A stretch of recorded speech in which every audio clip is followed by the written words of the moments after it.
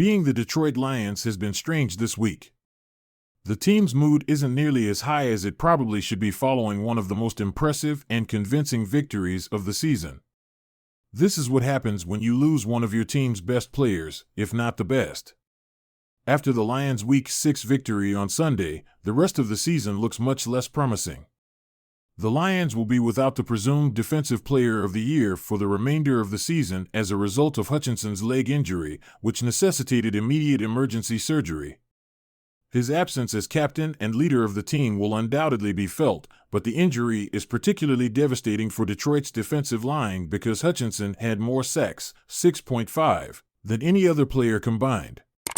Because Hutchinson was solely to blame for the Lions' pass rush, you'd think that Detroit's management couldn't just pretend that next man up was a good or even acceptable response. The bright side? That isn't even a concern for the Lions. One of football's best pass rushers is ready to be traded, and on Tuesday, the players' team said they were open to business.